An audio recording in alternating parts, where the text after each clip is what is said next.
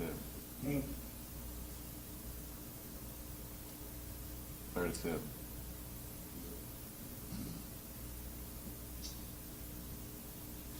All right, let's, Job 37 and verse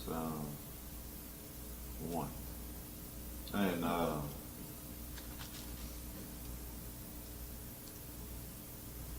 if you kind of just kind of recap it, you still see where you have Elihu, of course, who is one of the younger, or one of the younger of those who came to Job. And he's basically not, he had got to the point where he said, he really couldn't hold his peace anymore. He waited. He let the elders and those, say what they needed to say first, because, there was just, to him, there was the order that it should go. But at this point, he's where he has to, he has to speak out. He has to, as he said, give basically his opinion on what's transpiring to Job, or what's happening to Job. And as he's speaking, a lot of the things that he's speaking, as you kind of just, think about it and meditate, on it, you see this, a lot of things that actually Elihu is saying, that it's true. That it's more accurate than the other three that was before him. And you're seeing that he's basically giving what he thinks and how Job should be. And then you're gonna kind of see where of course the next person Job is gonna speak to is gonna be with the Creator, and you're gonna kind of see how the Creator just kind of go on and basically establishes what Elihu was saying.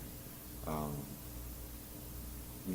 Elihu basically was letting them know, that, and then we go back and in chapter 36, and just read verse 9.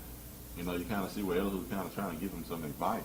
9, just start at 9. I'll tell you when to stop. Go back to 36 and start at verse 9. Okay. Then he shows them their works and their transgression that they have exceeded. He opened also their ears and disciplined and commanded that they return from iniquity. If they obey him. So it's like the Creator, he makes you aware of your sins, of your iniquities that you commit. Because the Creator gives you a chance. He just don't. That's why he's a merciful, Elohim. He's a merciful Creator, because he actually gives you a chance to turn from your iniquity, turn from your wickedness.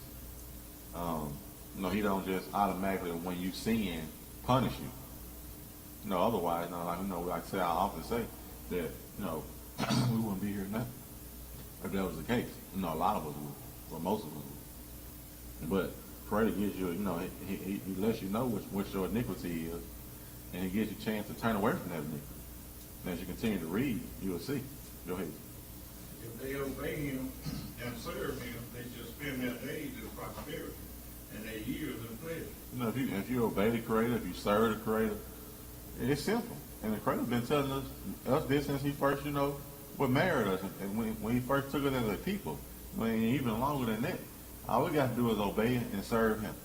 Is keep his commandments, keep his laws, keep his statutes. And then we're going to what? We're going to prosper. We're going to spend our days in prosperity. And we're going to also lengthen our days. Go ahead. And you see where it says in their years in pleasure. It don't say weeks or months. How a lot of times the wicked, when they have something, it don't last long, do it. But the Creator, there's going to be years of pleasure. And who don't want to have years of pleasure? Go ahead. But if they obey him not, they shall perish by the sword, and they shall die without knowledge. But if you don't obey the Creator, then you're going to die. As simple as that. You choose good, and you got what? Life. Well, if you choose evil, then what? Death is going to be upon you. Just going to die foolish. You'll be die foolish. You're going to die foolish. Go ahead. But the hypocrite in his heart heap up wrath. They cry not when he bindeth them. They die in their youth, and their life is among the unclean. You know, but the hypocrites, the ones that, you know, just that think they're just so perfect, or thinking that they ain't doing anything wrong, you know, they buying all this. They just, like Job basically was just mad. You know, he was, you know, he didn't really consider that. You know, actually, yeah, you know, instead of saying what he had done, which he had done those things, you know, consider some of the things that you maybe hadn't done. You know, or when you was doing those things, consider how you did. You know, when you was feeding the poor and clothing the naked. You know, were you doing it with a you know, with a willing heart, basically, or were you just doing it because you thought that was what you were supposed to do? You know, a lot of us we don't pay our tithes willingly. We do it because it's just, well, I got to do it. You know, I don't really want to do it, but I just got to do it. You know, that's not. You should rejoice in paying that tithe, because you actually got something to pay. Well, we look at it as a burden to us, paying tithes, paying actually what the Creator that gave us, and then he's not even asking us for all of it back, 50% of it back. Just say, give me 10. Just give me 10 back. You got $1 to pay, you got 9 left. $10, you got 9 left. You know. You got $10 to pay, you got 9 left. You know, so I mean, how much more blessed can you be? You got $9 left. You know, we willing to give up $1 on. Let me get $1. Oh, I got you. You know, we give up $1. We get, you know, but when it comes to giving up that $100, you know, it hurt a little more though. When it comes to giving up, still got 90 left. When it comes to giving that $1,000 up, oh, I don't think they need that. So don't worry about who gonna spend it. Who gonna spend it? Well, that ain't for you to worry about. You just do what you pay your 10, and then you know, let everything else, you know, let pray to take everything else. No, but like I said, when you just got to get that $1, boy, you set that aside early. When you got to get $1,000, you waiting, and you just thinking about it. I just don't think I should give it to them. They don't need that. They ain't gonna do nothing with it anyway. But that ain't for you to worry about.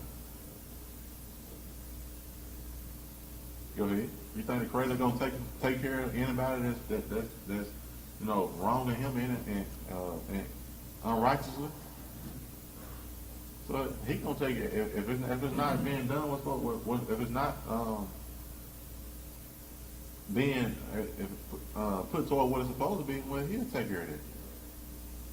He'll make it known, so it can get taken care of properly. You bring it to the light. Bring it to the light. Hallelujah. Go ahead. Well, skip down. I don't want to read the whole thing. I just want to kind of recap a little bit. But that just was something that I mean that verse in there, those verses there, just stood out to me. You know, it's just Creator.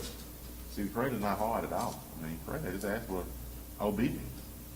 It's just like we want our children to obey us. Creator he want to be obeyed. He wants us to serve him. Because what? He is our Father. He our master. You know, why can't we show him where is his honor? You know. Drop down to 26. Job 36 and 26. Behold, God is great, and we know him not. Neither can we number his yield, neither can the number of his yield be searched out. You know, so we know what we about. Well, you know, in most cases, we know what we about. We know how long we've been here. We know what all things that we've done. Well, see, the Creator, you know, we don't know when he began, but we know he's the first. You know, from everlasting to everlasting.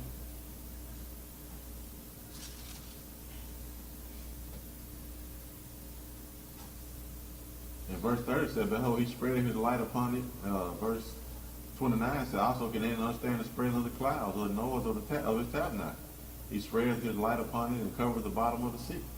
You know, the Creator, you know, the cloud, when it's hot outside, and that cloud just come out of nowhere. and you know, you sweating, you're hot, and the clouds come out of nowhere, and that breeze come behind. That's great. So he blessed him. All right, Job 37, let's begin at 1. Job 37:1. And at this time my heart trembled, and is moved out of his place. Hear attentively the noise of his voice, and the sound that goes out of his mouth. He directed it under the whole heaven, and his lightning unto the ends of earth. After it a voice roared, he thundered in the voice of his excellency, and he will not stay then when his voice is heard. Yah thundereth marvelously with his voice, great things doeth he, which we cannot comprehend. For he said to the snow, be thou on the earth, likewise to the small rain, and to the great rain of his strength. He sealeth up the hand of every man, and all the men may know his work, that all men may know his work.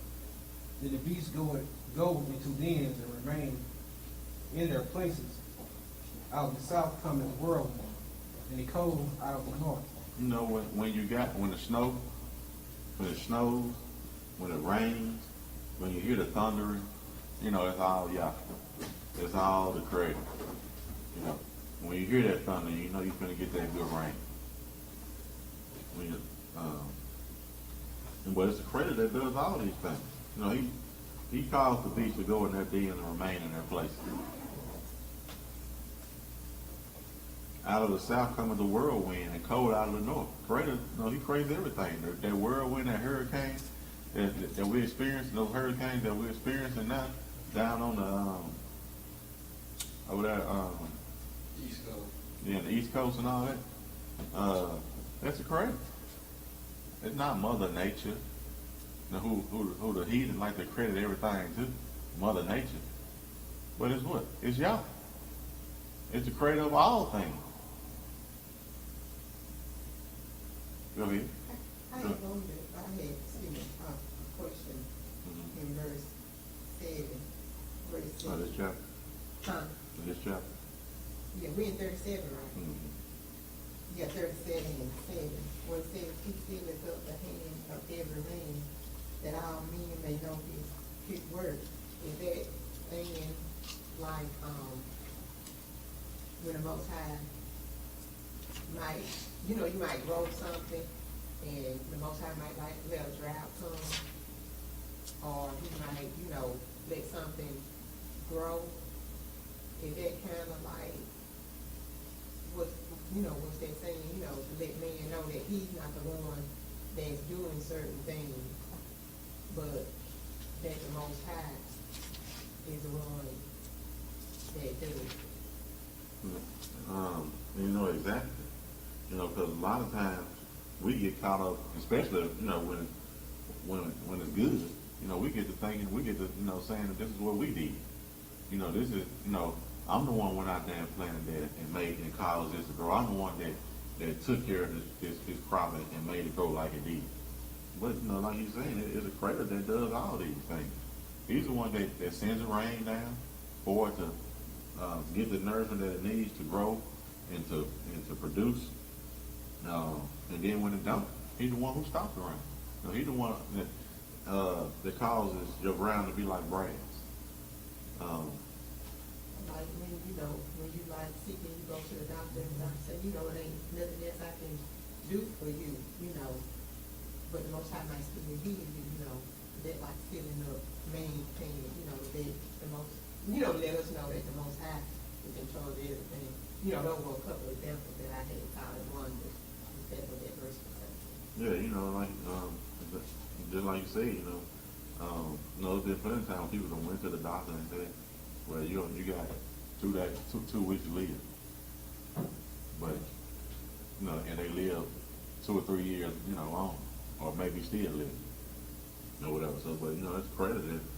He controls all things, and we like, and you got doctors that actually think they gods and things like that.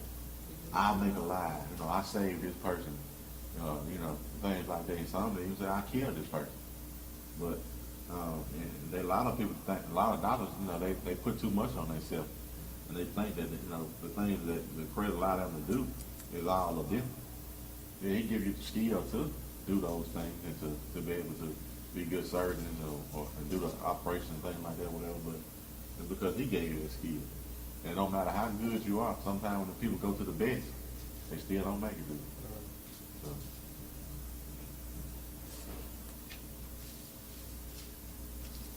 Anything else? Yeah, just reading Cross reference in Psalm 109, 27, I'll just read it right quick. It say that they may know that this is thy hand, thou Yah has done. Yes. You know, like I said, in the rain is what? Is what? It's the most high. It's the Most High, but it's His reward.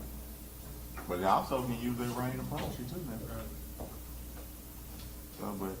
So it's reward and His punishment. I'm going to read that. They didn't read it. I might remember it. That was Psalm 109 and what? That's the Psalm 109, 7. I read it. I was just saying that was the 109 and 7. Right? Yeah. Okay. All right, continue. Job 37:10.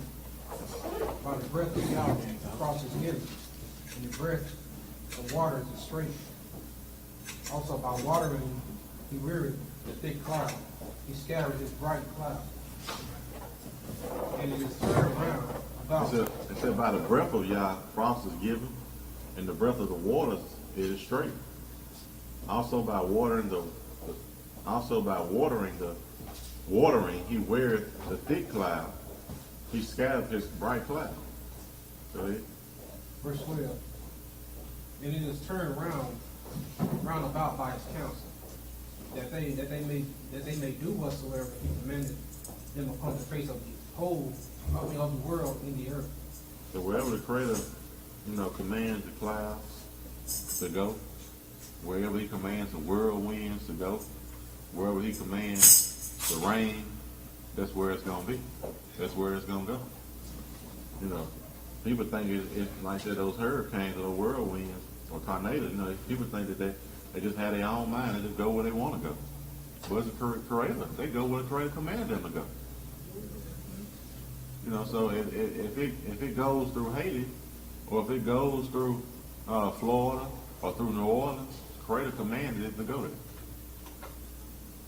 You know, and we got to look at it as righteous because it's done of the Creator. Like that pillar of cloud that led the children of Israel in the wilderness for those 40 years. You know, whether it stayed a day and they had to move or even up or run on a year, it's still at the Most High command. And then, and they were commanded to what? When the cloud was there, what did they have to do? They had to stay. They stayed. moved. But when the cloud moved, what happened? They moved. So they were commanded to follow the cloud. And basically, and they were following Yah. Because Yah dwelled in that thick cloud, didn't he? Go ahead. Job 37, chapter verse 13. Shabbat Shalom. He caused it to come, whether for correction, or for His wind, or for mercy. Hearken unto us, O Job, stand still, and consider the wondrous works of Yah. Dost thou know? See, he said He caused it to come, whether for correction, or for His name, or for mercy. You know, and you know, we think about it. You know, we hate that it had to happen to our brothers and our sisters and things like that. But you know, New Orleans, and still is. You know, at one time it's probably one of the most wicked places you can go in. That you could even, you know, can do. It's just wicked. You know, a lot of things they do down there. You know, they it's just some of the things they do, man. But it's just a lot of wickedness down there. You know, you see, especially when you go out on Burger, you see all kind of,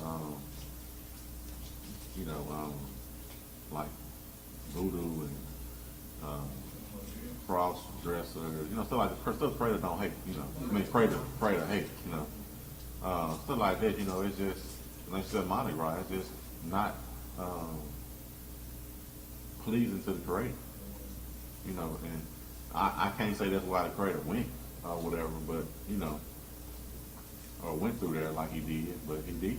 I was reading and see when he went to show Israel that they didn't win that part, but who got left behind in there? That's true. And it was us. We know him. When has, that's unheard of to go for a state or a city to go through what they went through and not receive any kind of assistance, immediately when it happened or after it happened. They already gone on the Haiti now. So, That's what's gonna happen. They sent Haiti. and we the ones sending aid, but when it happened right on our front door, our front doorstep, we days, or I don't remember how exactly long it was, but they actually started sending help down there, but it was long, it was too long, put it like that. Go ahead. Verse 15, dost thou know when Yah disposed them and caused the light of his cloud to shine? Dost thou know the balancing of the clouds, the wondrous works of him, which is perfect in knowledge? He asking Job, do you know, what caused the light of the cloud to shine? Do you know why the clouds are formed the way they form? Etc. It says the wondrous works of him is perfect in knowledge. The creator wisdom is what's too high for us. But see, he know why it's done like that, why that cloud looks like that. Why it rains like it rains. He know. Verse 17. How thy garments are warm when he quieted the earth by the sound wind. Hast thou with him spread out the sky, which is strong, and as a molten looking glass. Teach us what we shall say unto him, for we cannot order our speech by reason of darkness. Shall it be told him that I speak? If a man speak, surely he shall be swallowed up. And now men see not the bright light which is in the clouds, but the wind passeth and cleanseth them. Fair weather cometh out of the north, but Yah is terrible majesty. Touching the Almighty, you cannot find him out. He is excellent in power, in his judgment, and in plenty of justice. He will not afflict. Men do therefore fear him. He respected not any that are wise of heart. And we should fear him because of all the things that he does and all the things that you're capable of. Hallelujah. Any comments or questions? Could it be that the reason why the Most High didn't follow Elohim because he gave the Most High all the glory and things that he was actually stating? What? That, and then we got to look at it. Look at the way he came to Job. I see a lot of humility in the way he came to him. And then what the things that he was saying, were they true? Were they actual facts? So there's a lot of things that we have to consider on that. When it comes to why he punished the other three, and why Job had to pray for them, and not so much Elihu. But that's some of the things that we have to consider, and some of the things that we will discuss once we're done. And going along with the question he asked in verse 18, which hast thou with him spread out the sky, which is strong and as a molten looking glass. If you could turn to Isaiah the 40th chapter. Isaiah 40. Yes.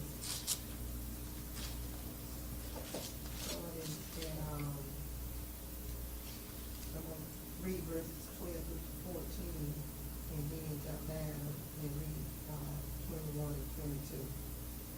Isaiah 40:12 reads, "Who hath measured the waters in the hollow of his hand, and meted out heaven with the span, and comprehended the dust of the earth in a measure, and weighed the mountains in scales, and the hills in a balance?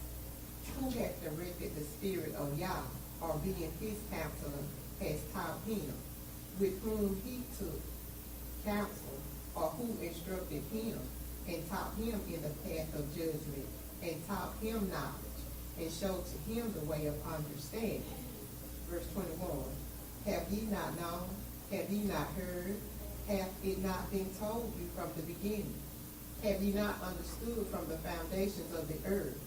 It is he that sitteth upon the circle of the earth, and the inhabitants thereof are as grasshoppers, that stretcheth out the heavens as a curtain, and spreadeth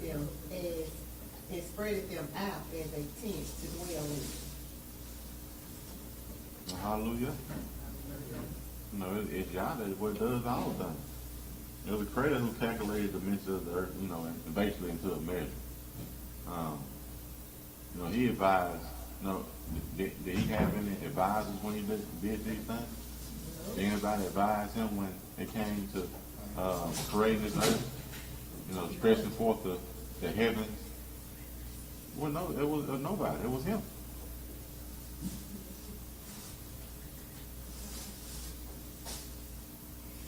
And see, the creator, like you said, been created until us since the beginning.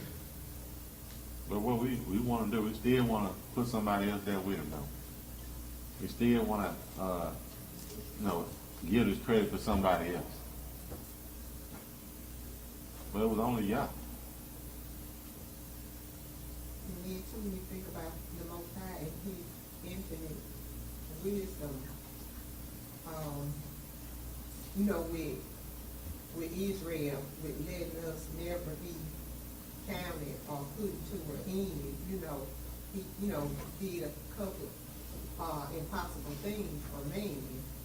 Like if they could count the stars, that's impossible. Do we know our enemies would have been counted, so we could be put to an end. And then, if we could calculate the sands of the shore, but we know man can't do that. So, that's just how much the Most High loves us and wants us to always be here as a nation of the people, because he put those two stipulations on us, not existing, if man could do it. But we know that's impossible for man to do. So I just think that's a blessing in itself. Israel will always be around. No matter how much this man does attempt to count the stars, he can only give an estimate, or estimation what he thinks it is. He can't give a true and accurate number on how many stars is in the heaven. But of course, he's trying. But it can't be done. Hallelujah. Any other comments? Well, I'd be like to comment on what he said in 37:13 when he calls where he calls it for correction or for his land or for mercy. And I was going to turn to Samuel 1:12 and verse 13 and read verse 17. 1 Samuel, the first chapter, 12. Samuel, 12 chapter. 12 chapter.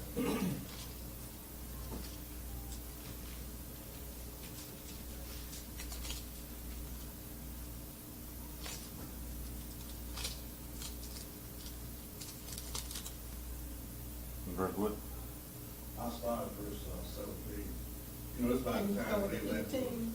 Huh? You started 15? Or 15, I started 15. It's about the time when they left for a king. Mm-hmm.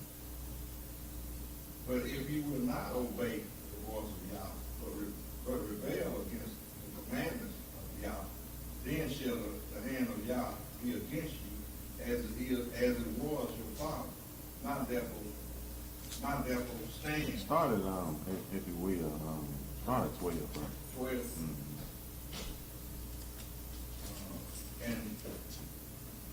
And when ye saw that Nash, the king of the children of Ammon, came against you, you said unto me, nay, you said unto me, nay, but a king shall reign over us. When Yah, your Elohim, was your king. You know, we already had a king. You know, we've always had a king. But and we had the best king that anybody can ever ask for, or even wish for, or want for. But we want to be like what? The other nations. We want to follow the ways of the heathen, don't we? And we want a king just like everybody else has. But but Samuel said, here we already had a king, because Yah was our king, and still is our king. Go ahead. Verse 13. Now therefore, behold, the king whom ye have chosen, and whom you have desired, and behold, Yah has set a king over you. So since you wanted a king, since you desired a king, so you just had to have a king and be like the other nations, where the Creator what? He gonna give you a king. He gave you a king. And this king that, you know, he gonna set over you, what? If you will fear Yah your Elohim and serve him and obey his voice and not rebel against the commandments of Yah, then both you and also your king that reigns over you should continue to follow Yah your Elohim. But if you will not obey the voice of Yah, but rebel. So if you fear Yah and serve him and obey his voice, and not rebel against the commandment of Yah, then shall both ye and also the king that reign over you continue following Yah your Elohim. But if you will not obey the voice of Yah, but rebel against the commandments of Yah, then shall the hand of Yah be against you as it were against your father. so as long as you obey Yah, as long as you could keep his command, they just say he gonna be with you.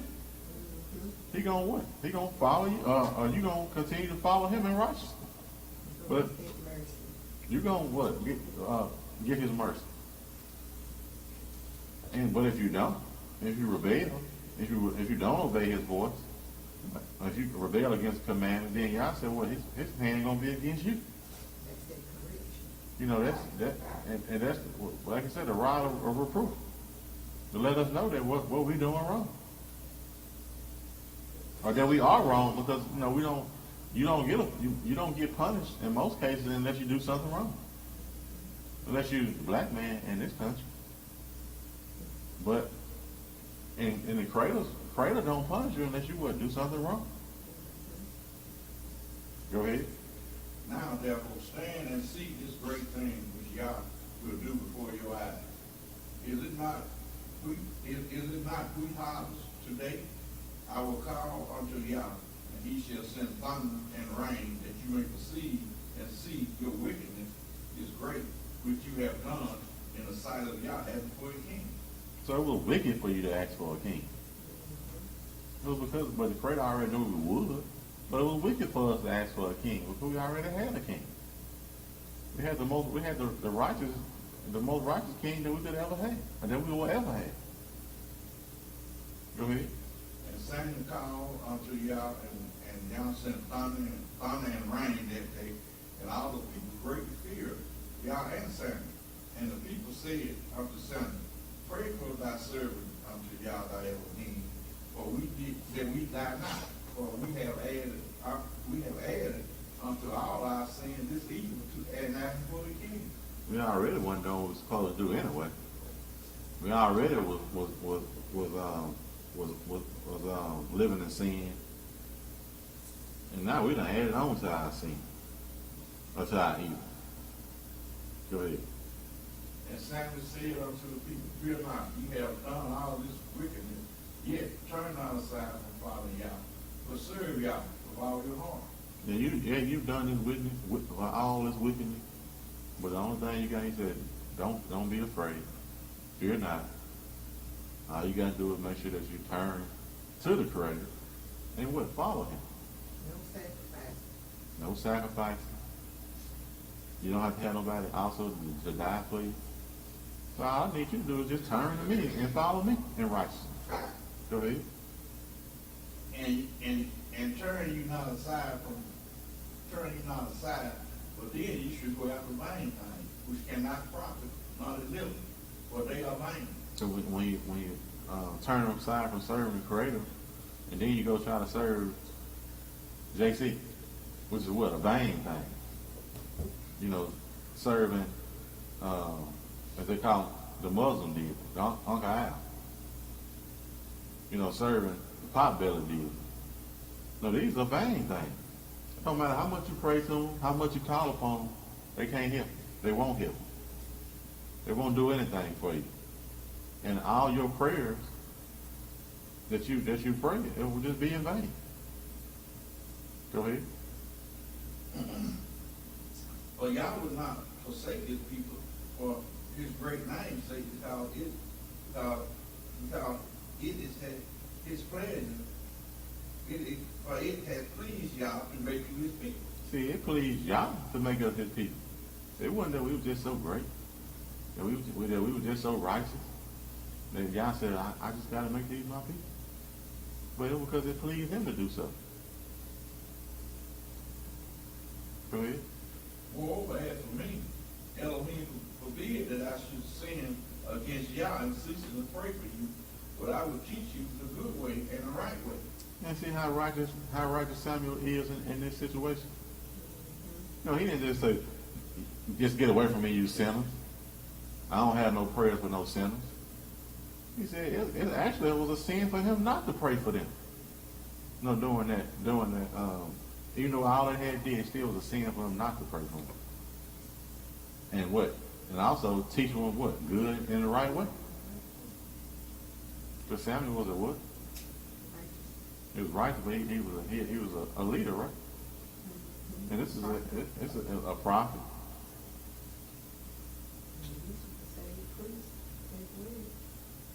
And but this is an example of a good leader, because a leader always gonna love his people, no matter what they do, you know, how they act, you know. But he's still praying for him. Moses still, no matter how they treated him or how they, you know, probably caused all his hair to fall out. That's how they just vexed him time after time. You know, I don't know if his hair fell out, but, you know, just making an example that, you know, when you stressed out like that, sometimes it causes your hair to fall out. And you know he was stressed dealing with us. Stiff-necked and hard-headed people. You know, we don't like, we can't deal with a few. And Moses is dealing with a whole nation of people. You know, some of us can't stand being around a few people because how they vex you. But Moses had a whole nation of black folks. Just think about it like that he had to deal with. But this is an example of a great leader, because he's not only going to continue to pray for him, but he's going to show him the right way, the good way. Like Moses knew that the Most High didn't have no pleasure that the wicked should die instead of turning unto him. Hallelujah. Y'all don't want you to die. Y'all don't want the wicked to die. He wants us to live. That's why that's where he shows us when we're doing wrong. He brings us to light most cases. He shows us that what we're doing wrong so we can turn from it. That's why he's not quick on us when we do commit an iniquity or a sin or when we commit those things. Because he wants us to live and enjoy the good things that he has for us. Go ahead.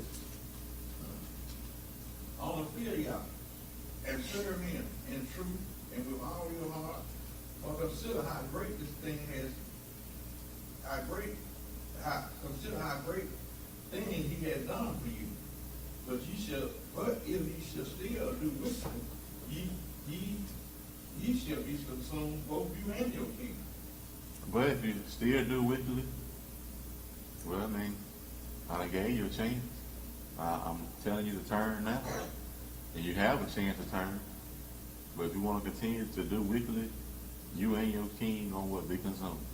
And we see examples of that when we read the book of Kings and the Chronicles, and even in Samuel. So we see what happened to Saul. The first one that we made king. And how it's exactly what Samuel's saying here, exactly what happened. And to me, this was a good example of that out of Job. And then, because we want to go and gather in their food and king because of the rain. Hallelujah. You know, you see it out there, and it's ready for you, looking good. And then you got an abundance of it, but then it's raining, or either the rain, like they don't allow you to do it because it either destroys it, or it's just, you just can't get out in the rain. Yeah, that was my point in verse 17, over there, when he said he used for correction. Yeah. So.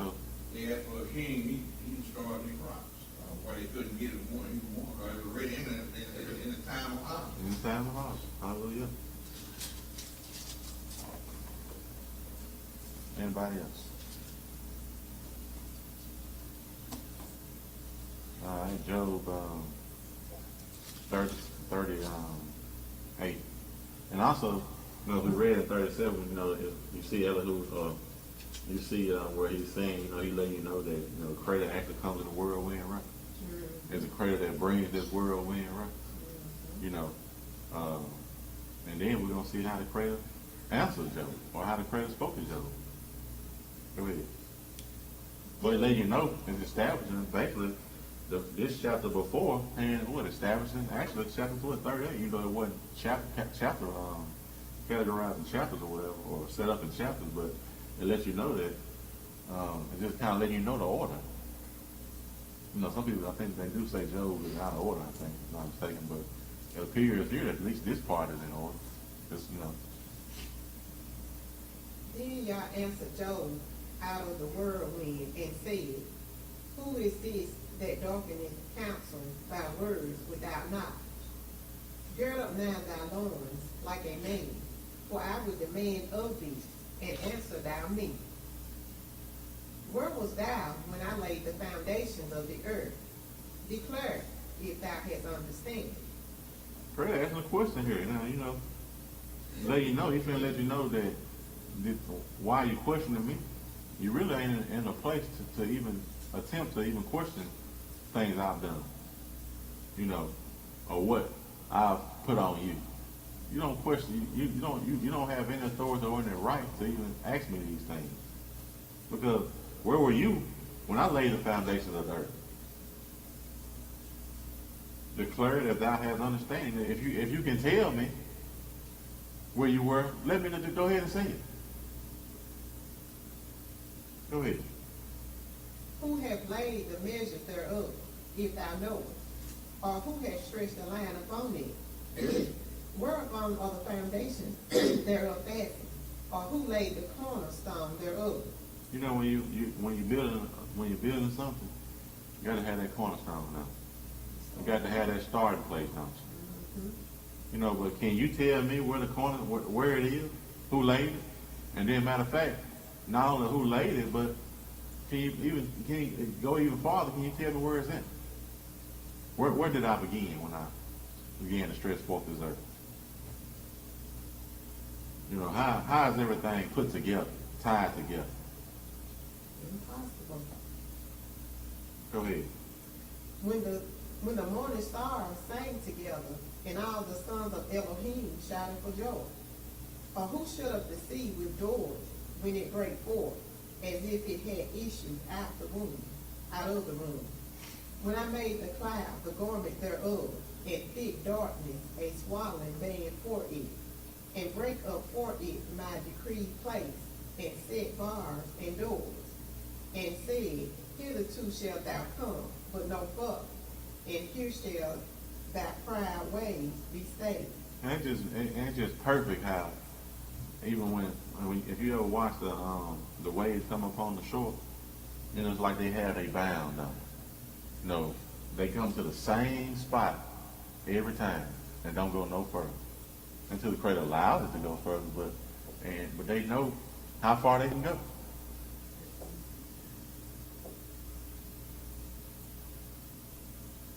And that's just, it's beautiful to even think about that, something can be so perfect and that the sea, it's just like everything follows the commandment of the Creator except for us. The Creator give the water the commandment where you go here and don't go no farther, then it don't go no farther, do it.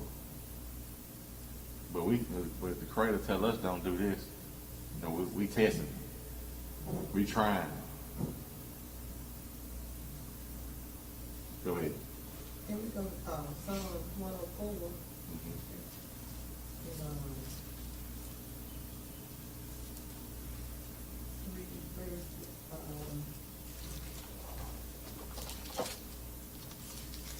6 to 13. Well, I guess it started at 5. Go ahead. It says, who laid the foundations of the earth, that it should not be removed forever? Thou coverest it with the deep as with a garment. The watchers stood above the mountain. At thy rebuke they fled. At the voice of thy thunder they hasted away. They go up by the mountain. They go down by the valleys unto the place which thou hast founded for them. Thou hast set a bound that they may not pass over, that they turn not again to cover the earth. He sendeth the springs into the valleys, which run among the hills. They give drink to every beast of the field. The wild donkeys quench their thirst. By them shall the fowls of the heaven have their habitation, which sing among the branches. He watereth the hills from his chambers. The earth is satisfied with the fruit of thy works.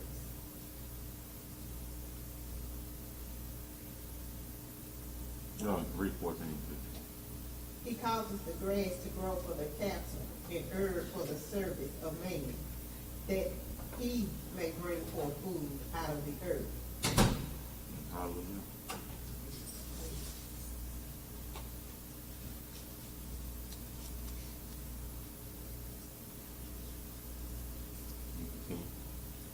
Job 38 and 12.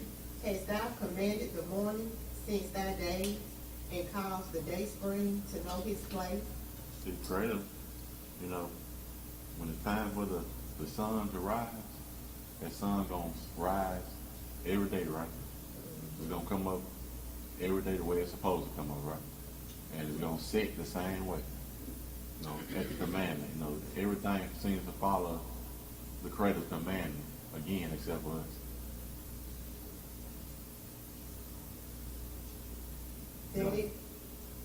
That it might take hold of the end of the earth, that the wicked might be shaken out of it.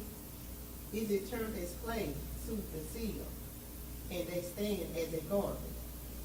And from the wicked their light is withholden, and the high arm shall be broken. Hast thou entered into the springs of the sea, or hast thou walked in the search, of the dead? Have the gates of death been opened unto thee, or hast thou seen the doors of the shadow of death? Hast thou perceived the breadth of the earth? Declare if thou knowest it all. Where is the way where light dwelleth? And as for darkness, where is the place thereof? That thou shouldest take it to the bound thereof, and that thou shouldest know the path to the house thereof. Knowest thou it, because thou wast then born, or because the number of thy days is great?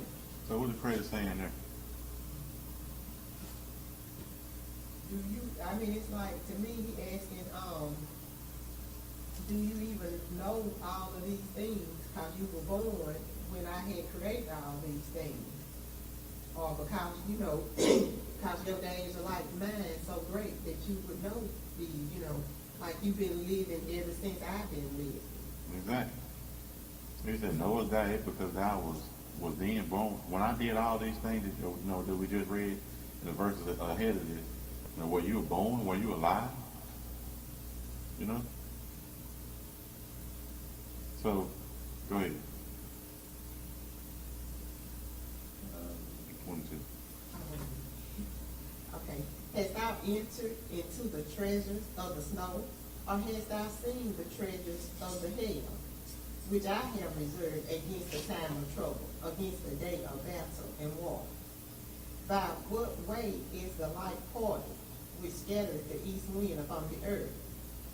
Who hath divided a water course for the overflowing of waters, or a way for the lightning of thunder, to cause it to rain on the earth, where no man is, on the wilderness, wherein there is no man, to satisfy the desolate and waste ground, and to cause the bud of the tender herb to spring forth?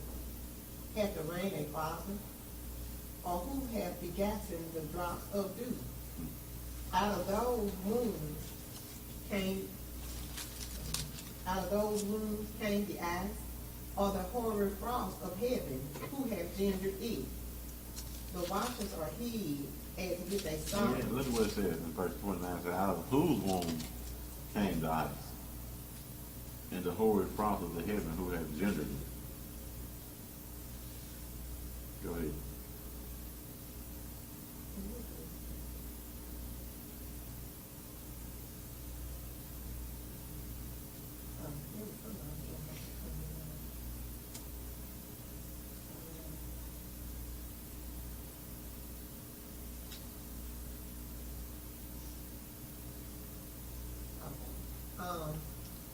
But just also just letting you know that all this rain, how everything is in y'all's control.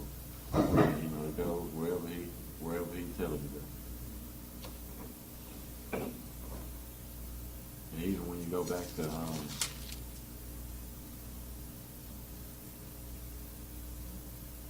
verse 22, it says, "Hast thou entered into the treasure of the snow, or hast thou seen the treasure of the hail, which I reserved against the time of trouble, against the day of battle?" Pray to let you know that he uses hail, as punishment.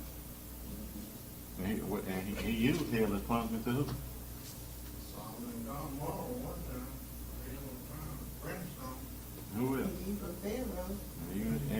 And even in Egypt. I'm saying, and even in Egypt, he used the hail, as his punishment, or for punishment. One time they were warned, it rained down here on them.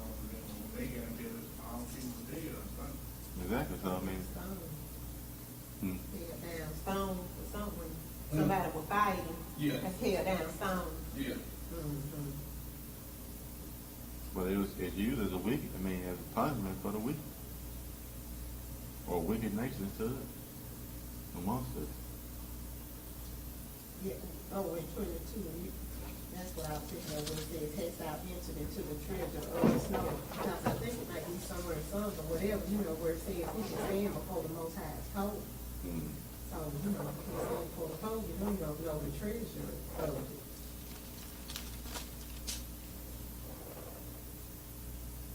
Verse 31, canst thou bind the sweet influences of Pleiades, or loose the bands of Orion? Canst thou bring forth Nazareth? All these things, because they make it seem like Orion has a belt and all that kind of stuff or whatever. But apparently didn't do. But can you loosen it? And like you loosen your belt, can you loosen the bands of Orion? No, who can? But can you? Go ahead. Canst thou bring forth Mazzaroth in his season? Or canst thou guide Arcturus with his sons? Knowest thou the ordinance of heaven? Canst thou set the dominion thereof in the earth? Canst thou lift up thy voice to the clouds, that abundance of the waters may cover thee? Canst thou send lightning, that they may go and say unto thee, Here we are? Who have put wisdom in the inward parts, or who have given understanding to the heart? Who can number the clouds in wisdom, or who can stay the boxes of heaven? When the dust groweth into hardness, and the clouds cleave fast together. Wilt thou hunt the prey for the lion, or feel the appetite of the young lions, when they couch in their dens and abide in the covert to lie in wait? Who provided for the raven his food? When his young ones cry unto Elohim, they wonder for lack of meat. So, Elaine, you know, who does all these things? All these great and beautiful things that happen in the earth. Who is the one that does it? Is it you, Joe?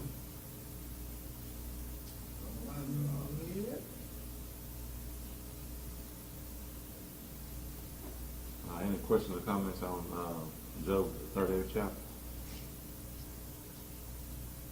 And do you think it's kind of like, since he wanted to, like, question the Most High, when he should have, and like the Most High, is like, well, since you want to question, let me question you with these things. And he know it's beyond man. Could be so. I mean, like you said, you know, and the creator asking questions that, you know, Job can't even begin to expound on, you know.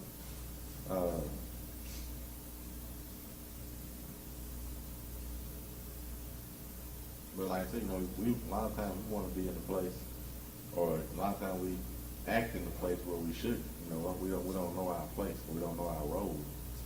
You know, Job, you know, didn't know his place, basically. Because anytime you question the creator for anything that he does, you know, you're out of place. Whatever the creator do is going to be is his will, and it's going to be through his righteousness that he does these things. So it's not for you to question what he does, because the creator knows the best. I mean, he knows what's good and what's best for everything. And if he's putting you through certain things or doing or certain things are happening, you know, it's for most cases for the best. It's in your best interest.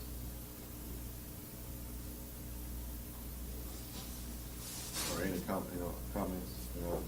Yeah, can I answer? I'd like to say, in some cases, I just looking at this, I mean, I never really just had Job broken down like this. In some cases, it just, I know you may want, you know, you may when you're down and out, you may want, you know, some companies to kind of lift your spirits to get your mind on what you're going through. But in some cases, it's best to kind of stay out to yourself and reflect. Like I would say, an example, Hezekiah, he just turned to the Most High and prayed to the Most High, and the Most High heard his prayer.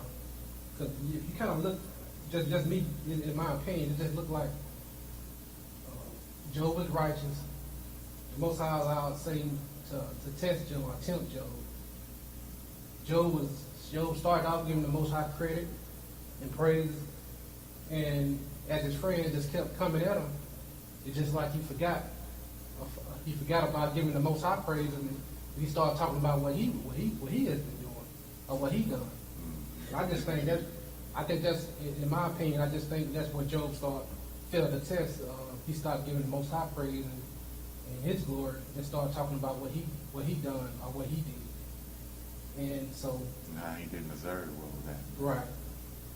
So I just think that to just sum things up, I just think in some cases it'd be a good idea to kind of reflect to yourself and kind of pray to the Most High, and you know, just kind of look back and see if anything that you've actually done to actually cause this to come upon you, and if so, pray to the Most High that He remove it from you, versus allowing the outside influences to cause you to say certain things that pushing that button that may make you react in a certain way that you know you shouldn't react, or start getting credit, or take credit for things that you shouldn't take credit for.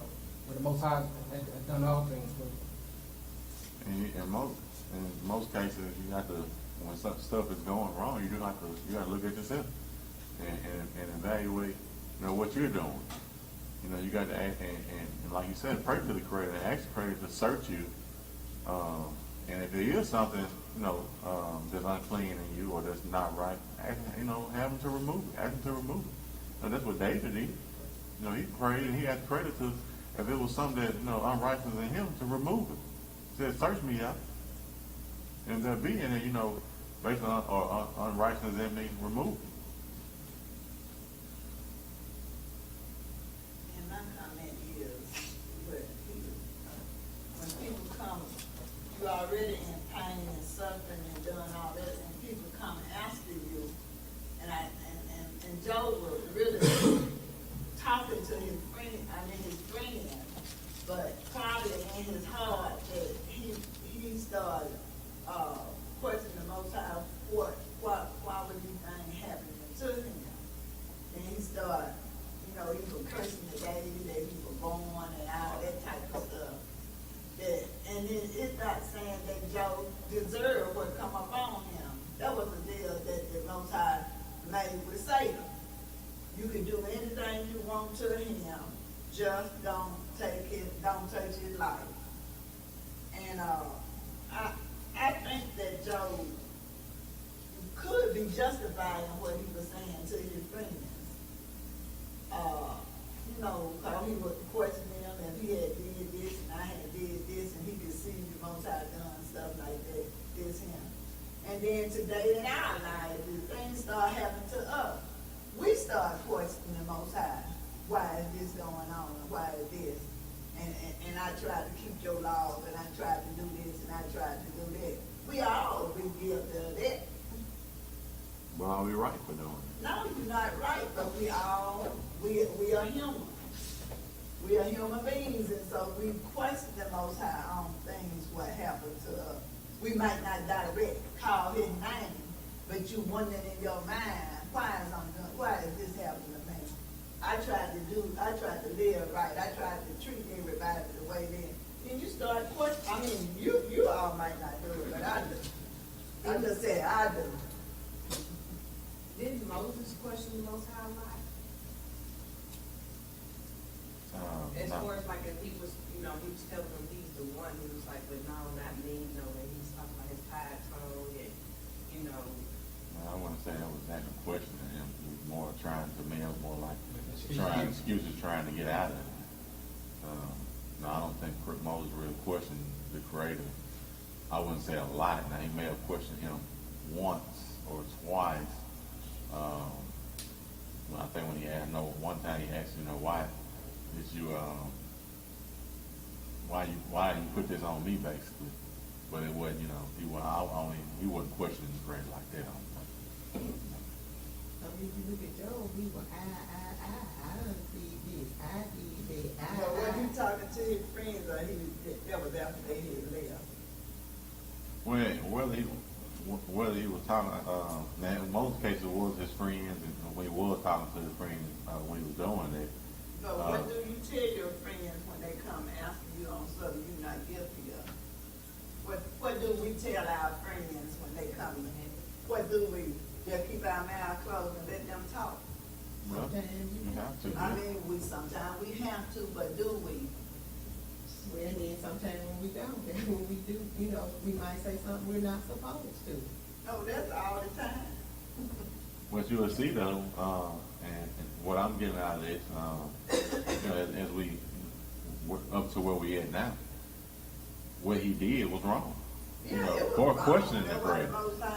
Because the Creator, come after him. and I think that's kind of the point that that Creator's getting to. He letting them know that what you asking me, you shouldn't be asking me, because the things that I've done, are the things that I do each day, every day, or that I've done since the beginning, don't amount to the little things you're talking about. And you gonna come question me like I'm wrong, like basically like I'm wrong, like the Creator. I feel like you question Job, question him like he's wrong, and Job was right. I think Job, I say he was wrong at the point. He gonna start questioning the day he was born, and he should have been taken the day he was born and all that type of stuff. And that kind of stuff probably set the Most High out. I can't question the Most High and tell him that I shouldn't have even been born, should have died in my mama's womb and all that type of stuff. That is taking it a little bit further. Just because you got pain and sorrow up on you, then you got to still trust in the Most High that he might bring you through. And then even if he don't bring you through, you got to still say, y'all get this and y'all take it. right now, you know. What's that? That's right. But today, We have some people, we don't do that. I we mean, going through stuff. you got to be very strong not to question the Most High on things within your mind when it happened to you.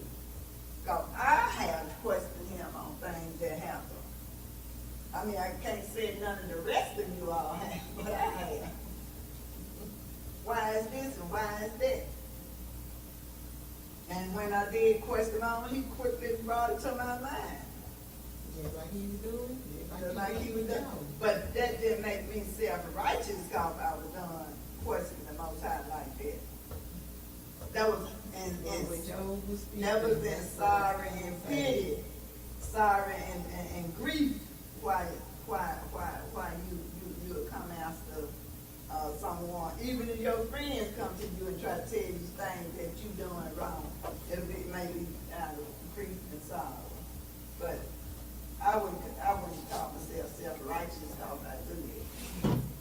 Well, if you're saying I Job did, wasn't self-righteous, he was right in his own eye. I looked up, they won't find self-righteous and, you won't find self-righteous and, somebody saying self-righteous. That's me when I had said that, whatever, because you still like being righteous with, within your own self or within your own eyes, instead of the Most High. That's why I said, he was I, and not And then that's why the Most High got on because it was I. You ain't did nothing the Most High saying. You never did anything. It ain't no I did. all right, so we're gonna continue this on next week. When we get to the point where it's gonna get opinions gonna start ablaze. No. So No, I mean. well, I mean, we got to close the conversation with. Discussion. That's what it But is. I mean, we got time now, so we ain't gonna be able. We're gonna stop this now. We can pick up next week and we'll continue our conversations. Not saying that it's wrong what we have an opinion on it, but we don't have time for what's been go on. I mean, because we're actually 5 minutes over where we're supposed to be now. I thought we were supposed to read and then give our opinion after we. Well, you have to give an opinion when you think about it, because my mind like to give a lot. write them down and know them. But then I might not find the paper I done wrote it on. Let's all say hallelujah. Hallelujah. Hallelujah. Praise God. Hallelujah. Praise God. Praise the Almighty Yah. Praise the Almighty Yah. Yah is righteous. Yah is righteous. Yah is holy. Yah is holy. Hallelujah. Hallelujah. Yah, we thank and we praise you for this beautiful day, Almighty Yah. We thank and we praise you, Almighty Yah, for allowing us today to rest, Almighty Yah, and to call upon your name. We just thank you, Almighty Yah, for this day, Almighty Yah. We thank you for the blessing that you've given us. We thank you, Almighty Yah, for all the blessings that you give us each day. We ask you to continue to increase our wisdom, our knowledge, and understanding of your ways, Almighty Yah. That you may give us understanding of this book, Almighty Yah, of your law, Almighty Yah. That we may do it righteously, and that we may do it according to your will, Almighty Yah. Almighty Yah, we just thank and we praise you for all things. We lift up our voice by shouting, hallelujah. Hallelujah. Hallelujah. Hallelujah. Hallelujah. Hallelujah. Praise the Almighty Yah. Praise the Almighty Yah. Yah is righteous. Yah is righteous. Yah is holy. Yah is Hallelujah. Hallelujah.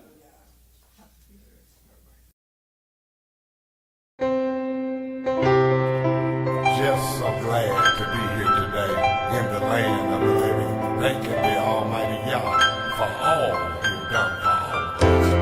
We certainly appreciate you, Yah, for all you do.